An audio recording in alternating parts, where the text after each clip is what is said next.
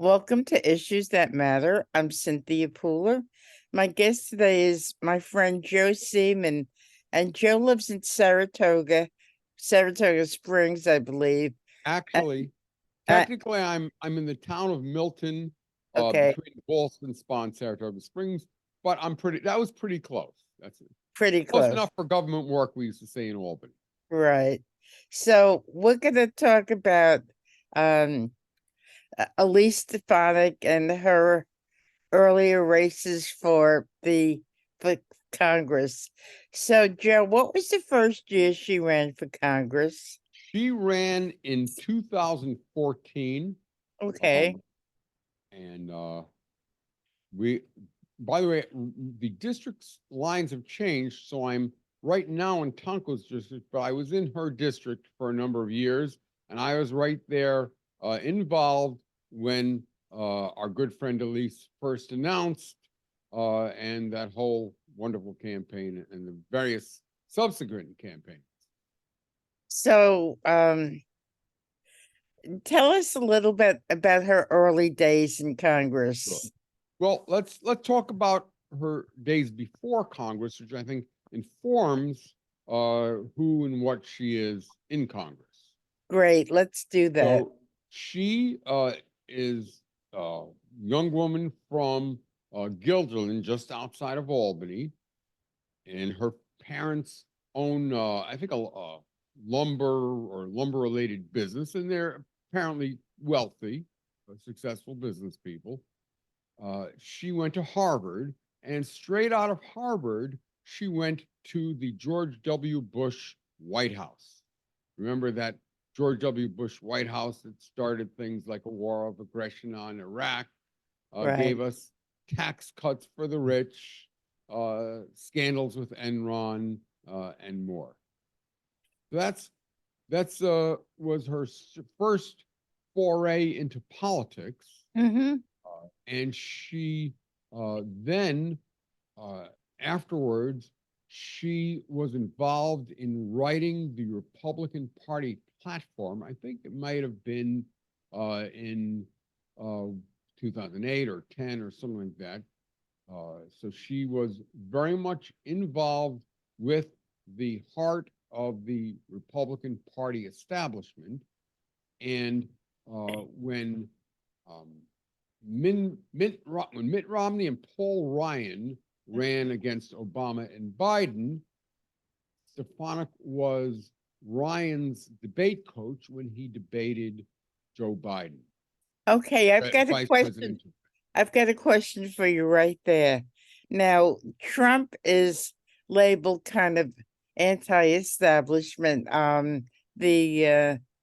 The so-called deep state doesn't really care for Donald Trump, and a lot of the establishment figures in the Republican Party are not really for Trump. They're kind of never Trumpers. So Elise Stefanik has cast herself on the Trump bandwagon. Okay, if she was the establishment darling back in 2010, 2014, and now she's going to the other side where she's kind of not the darling of the establishment anymore. That to me strikes me as pretty interesting. Well, let me tell you, I disagree with your observation. I think that Trump is the establishment. I think that the whole notion of a so-called deep state is, for the most part, baloney. That's a nice way I would say it. Okay. And I think that Liz Cheney is the exception. For the most part, the Republican establishment welcomed Trump and supported him, and you'll watch them support him this year. Trump is a billionaire, maybe not as rich as he claims to be, Mhm. but he's a rich guy, and he has a long history of being a racist, of being anti-union. So these are the things that we know are part of Republican establishment politics. So I think when Trump says he is anti-establishment, that is a big stinking load of you know what. Okay. And I think that is relevant to Stefanik. Now, Stefanik originally, when she started out in politics running for Congress, she painted herself as a moderate. Mhm. And that too is a bunch of, I think, as our president would say, malarkey. Okay. And what she did, she claimed to be bipartisan. And in her earlier years, particularly, every other word out of her mouth was bipartisan.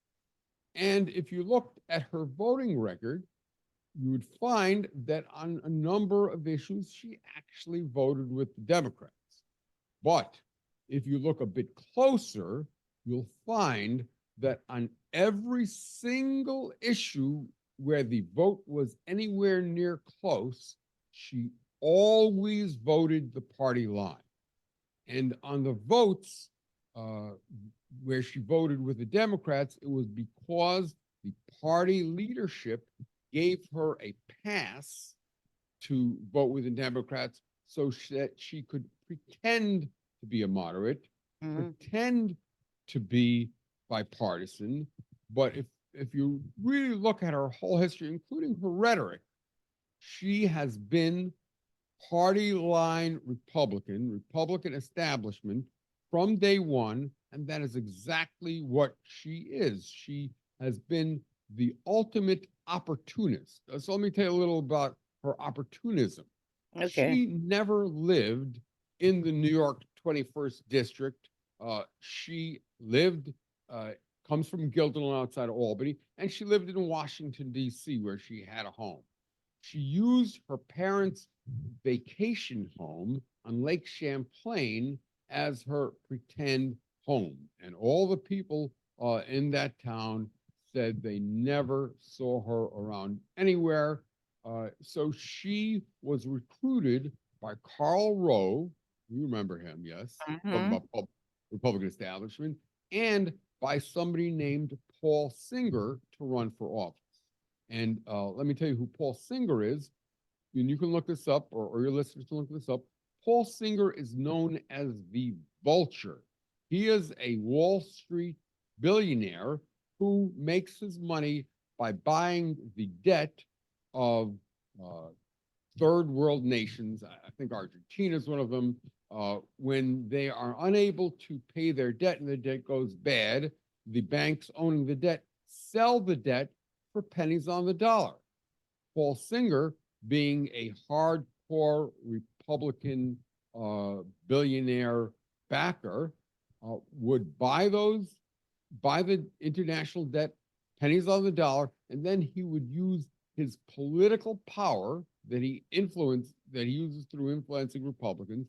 He uses the political power that he wields to use the U.S. court system and the U.S. government to try and pressure those governments. So he is not exactly a morally highly upstanding guy there, and he is an extreme reactionary Republican. I know that's redundant, but he was her number one backer. So from day one, Stefanik was on the side of billionaire oligarchs. And the billionaire oligarchs in the Republican Party are the Koch brothers and Paul Singer and, you know, the oil companies, insurance companies, Wall Street. And the only difference, as I see it, is that the Republican Party has widened their big tent to not only include American based oligarchs, but include oligarchs from Moscow. But other than that, it's the same thing. It's the same politics.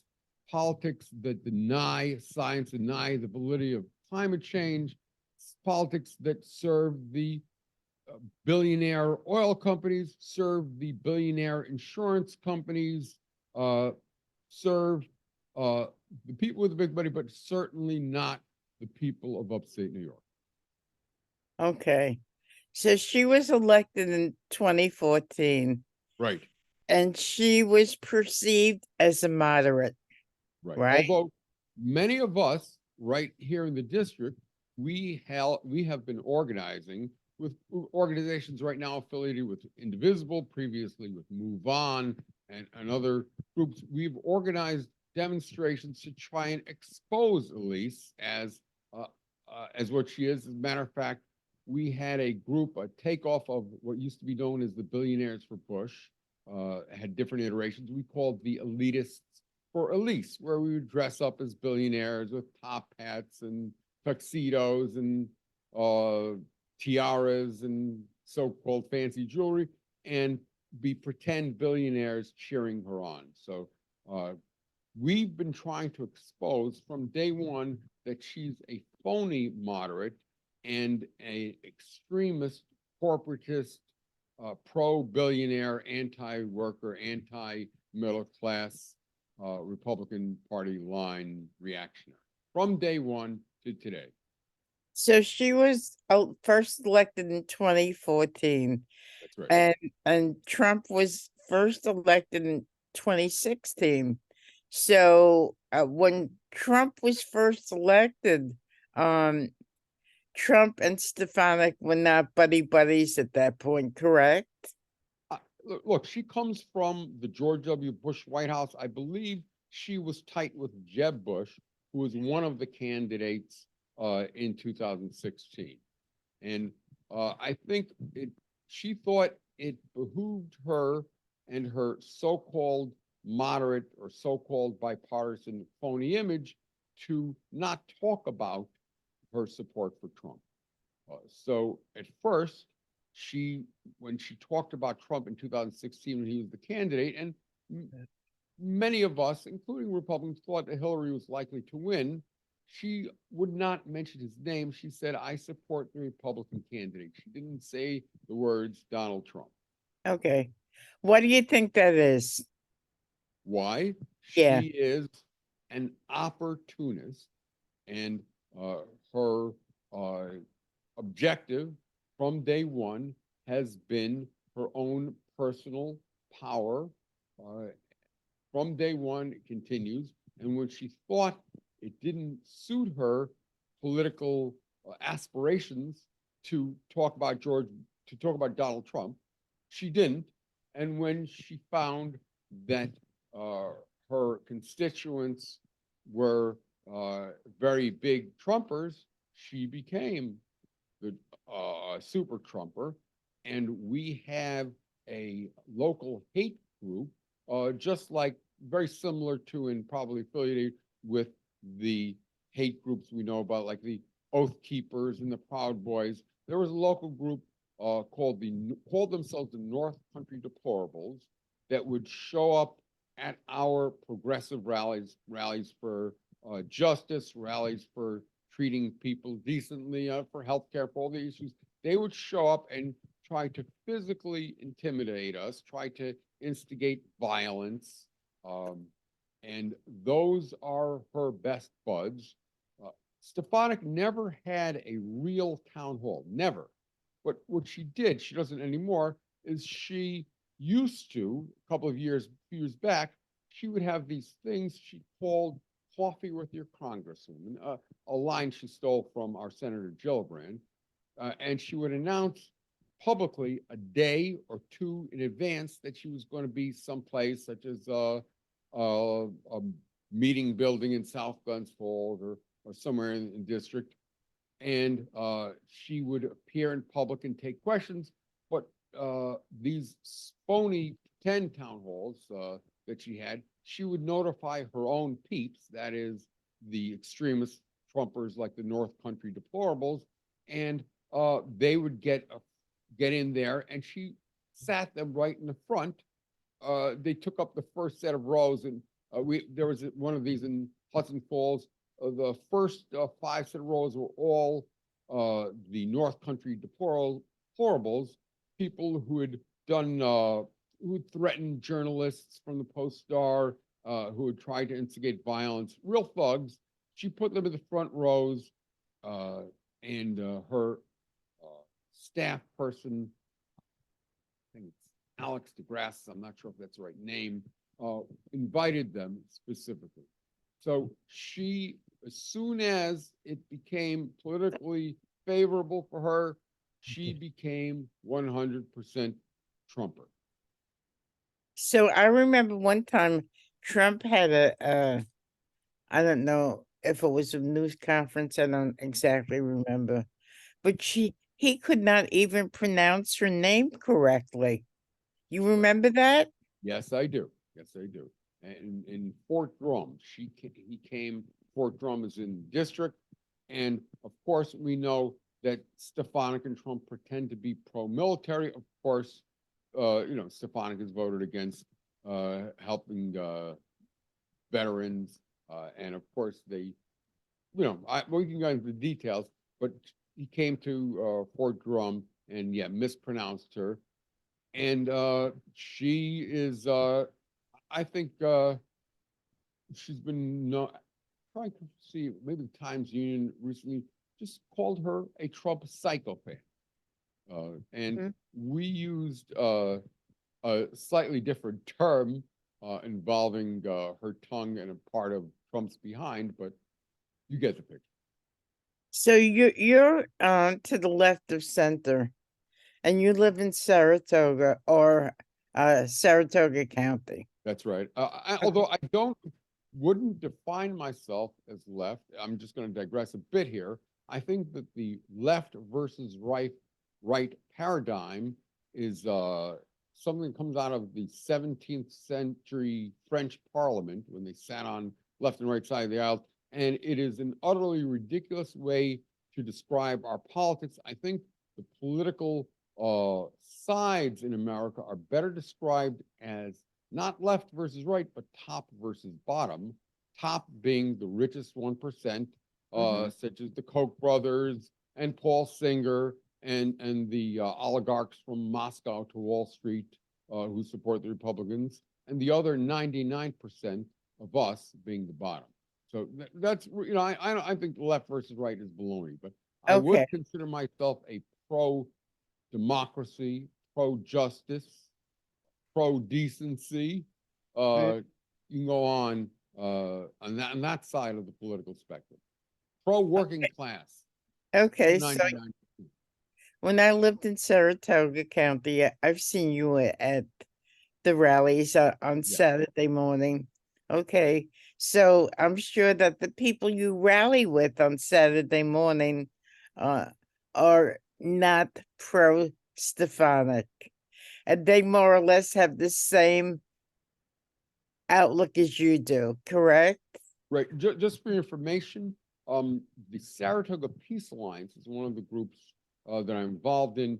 And back in 2002, when Bush, get those confused, Trump and Bush, when George W. Bush was planning to invade Iraq, we began weekly peace vigils in downtown Saratoga Springs on Saturdays, which I believe is what you were referring to. And we did that Right, regularly. right. And So yes, these people who are go in the ahead. Saratoga Peace Alliance we're still involved. We have a local group, Saratoga Warren Washington Progressive Action, and other related groups where there's a few of us have passed away, but some of the same people, and of course, some newer people. So more or less, would it be fair to say that these people have the same outlook as you do? I would hope so, for the most Okay. part.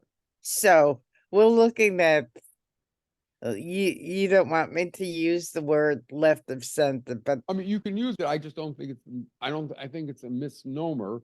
And people think, right side must be like right versus wrong. And you could say, well, the right is wrong, but that gets confusing to people. mhm.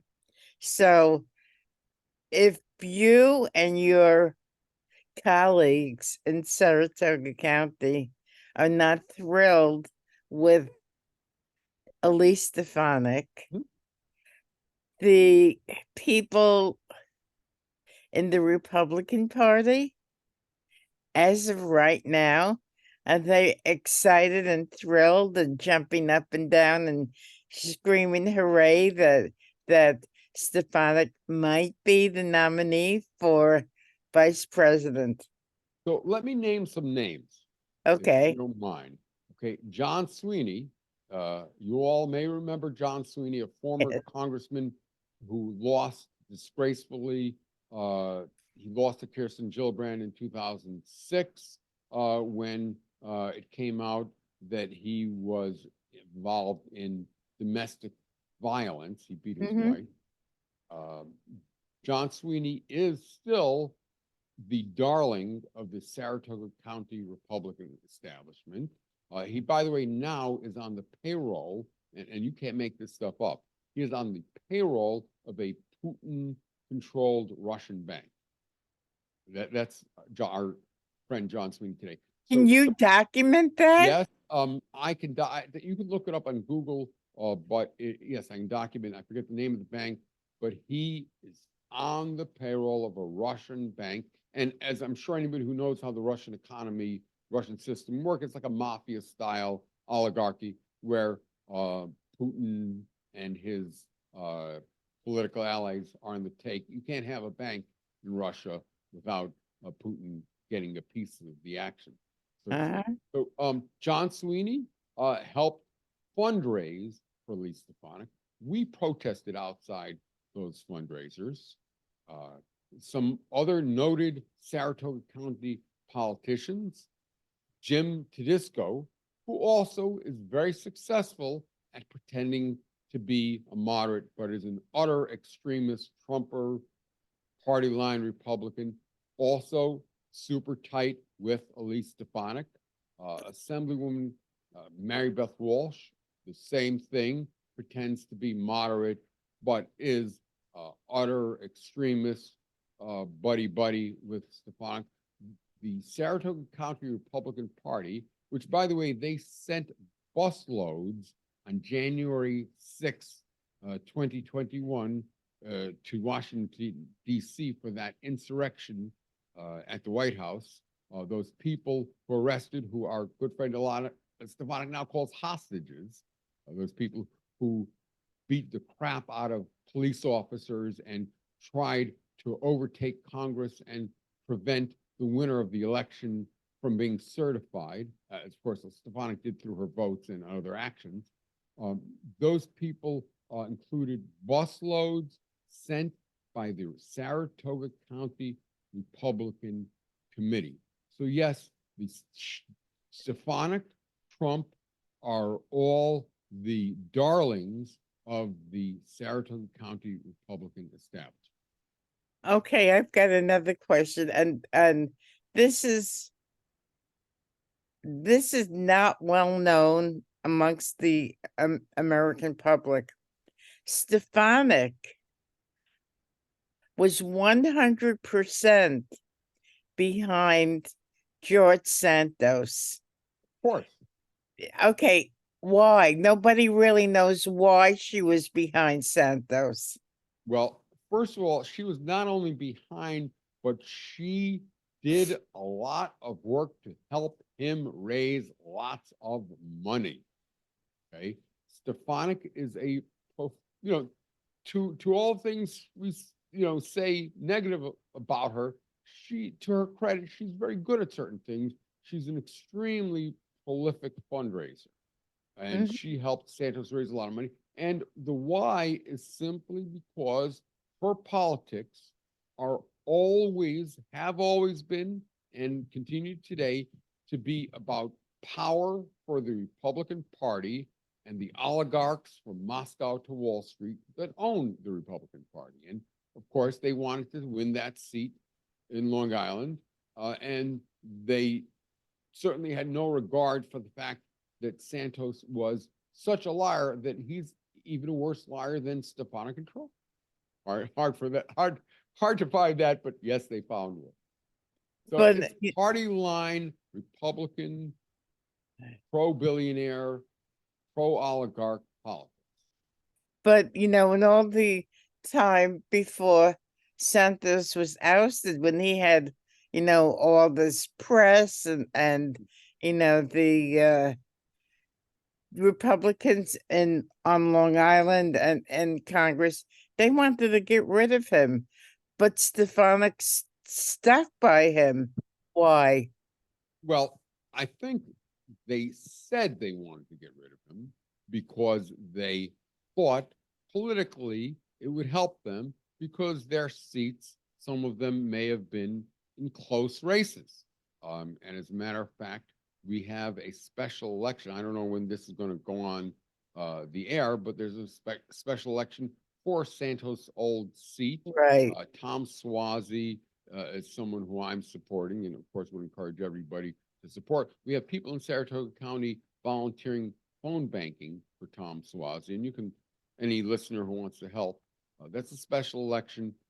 So that's a district, and a number of these other Republicans who came out verbally, rhetorically against Santos are in districts where they are worried about losing the election, so they felt they had to speak out. However, Stefanik is in a district that is very Republican, very red, and she won very handily in her elections. So she doesn't feel she needs to pretend to be against Santos or pretend to be a moderate. So it's just a matter of political expediency. There's no actual sense of moral or ethics behind their stance pro or against Santos. Mm. So she's won handily ever since she was first elected. So usually, what is the plurality of her win? I think she won in the last election somewhere in the vicinity of around 60 to 40. I think against Mike Castelli, or maybe high 50s, low 40s, something like that. And her wins against Tedrick Cobb before, there were also, I think, high 50s, low 40s. So it was not close, unfortunately. And I think Matt Castelli ran a reasonably good campaign. I think Tedrick Cobb, Mike Derrick, Aaron Wolf were good candidates whom I supported, good people who would have made very good members of Congress. But, you know, you can't win them all. So for her first run, there was a Democrat, there was a Green, and then there was Stefanik. If the Green person, the Green Party person was not in the race, would the Democrat have won? Certainly the Democrat would have done better, and I expressed my feelings to this Green Party candidate that he was a spoiler, and it wasn't just his being in the race, because he also repeated a lot of the Republican hate speech against Democrats. Complicated situation, but unfortunately, she won by a larger margin. Large enough margin that even absent the Green candidate, she probably would have won. But the Green candidate certainly certainly didn't help. And just for your information, I'm a member of the Working Families Party, and when I ran for office, I ran as a Working Families Democrat in both Democratic and Working Families Party. I'm actually a member of the part of the Capital District Working Families Party chapter, and I'm on the state committee. And what the Working Families Party does different from the Green Party is we do not run candidates to be spoilers to help the Republicans win. We have similar political goals, similar policy positions, Working Families Party and Green Party, but we don't help the Republicans win, which is what the Green Party candidate, at best, would have been able to do. Looking forward, as this whole election cycle evolves, Stefanik's name, do you believe, will come up more and more? Well, obviously, she has her head so far up Trump's behind that many people think she's running for for his to be his vice presidential candidate, his running mate. She is, again, to her credit, she is a very eloquent speaker. She can go on news and say horrific things and speak in such a professional manner. So she said terrible things. She defended Trump when Trump said immigrants are poisoning the blood of America. And that's Hitler-like speech. That's what Hitler said, poisoning the blood. He said Jews were poisoning the blood of Germany, just like Trump says immigrants are poisoning the blood of America. And she defended that. She defended that. When she was asked about Trump calling the, I think it's 900 people who are guilty, 900 people guilty from the January 6th attempted coup, attempt to overthrow the US Constitution, attempt to prevent Joe Biden from taking office, and an attempt to keep Trump in power like a dictator.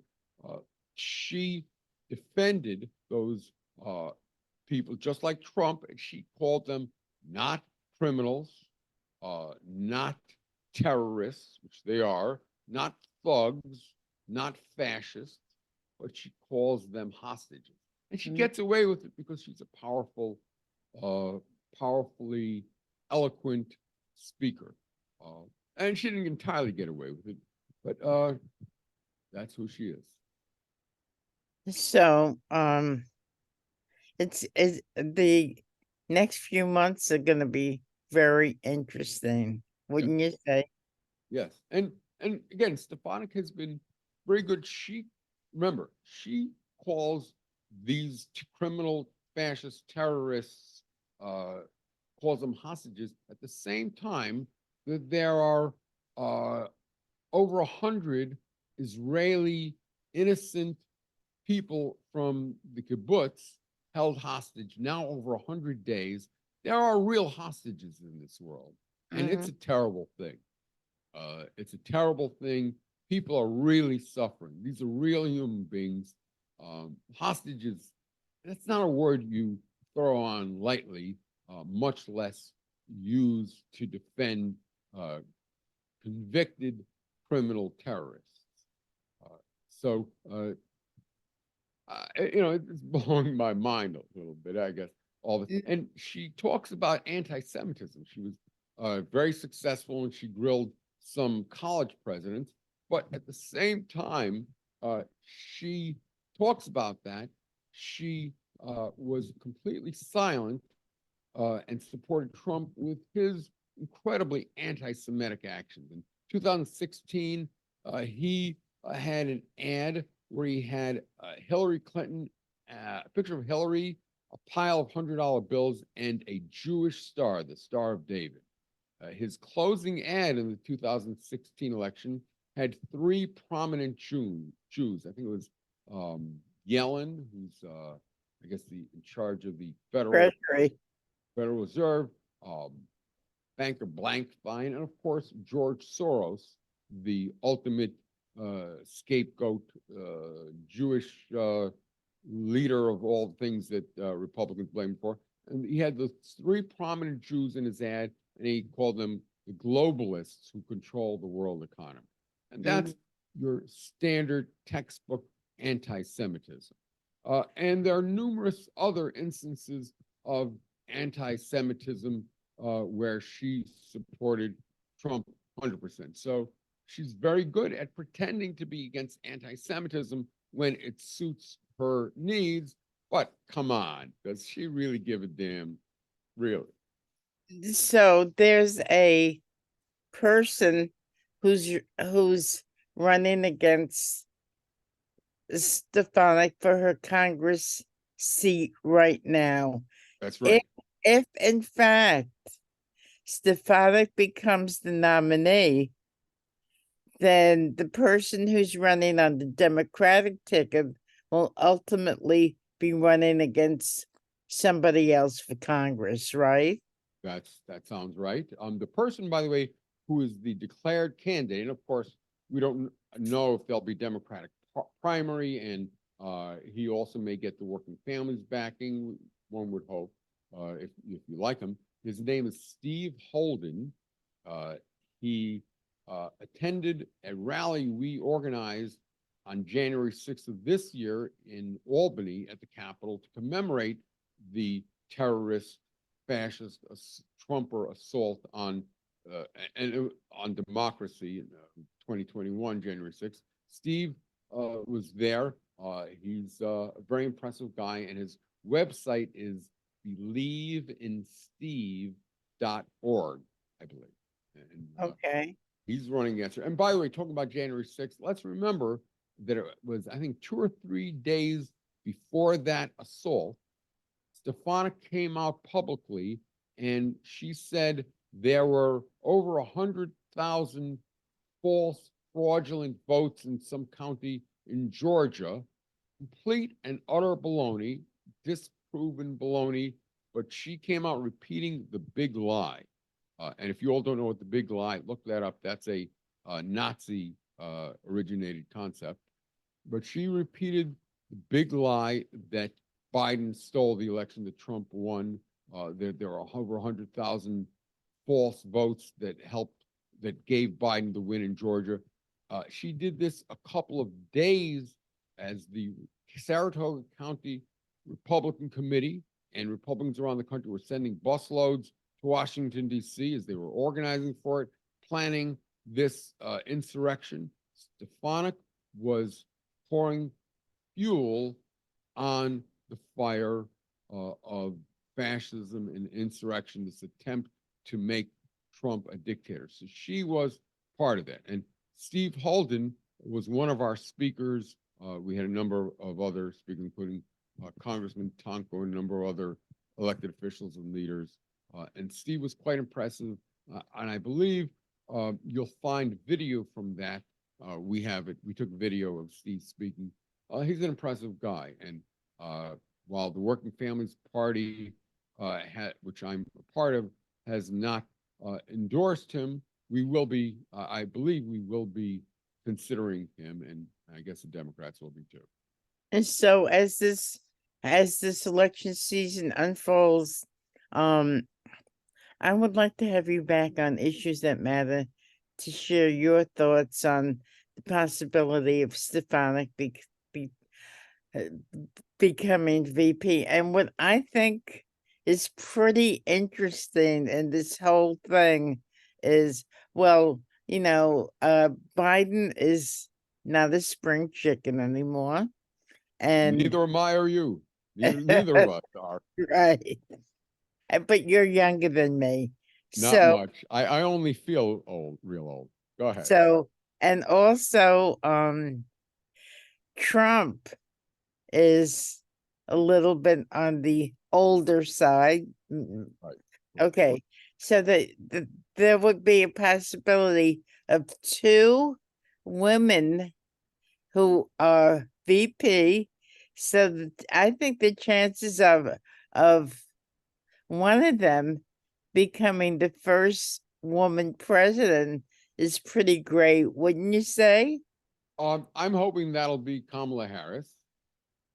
And as you know, I can only again describe Stefanik as the ultimate opportunist, power seeker, who has zero integrity, zero ethics, zero morality, who is ready to embrace Putin and Trump and what our president calls semi-fascism in the Republican Party. Some of us would not even need to use the word semi.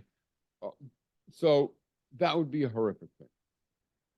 Okay, so as this whole year unfolds, I would like to have you back on Issues That Matter to hear your thoughts on what's going on. I'd be honored. Okay, thank you, Joe. You've been listening to Joe Seeman, a political activist in Saratoga County.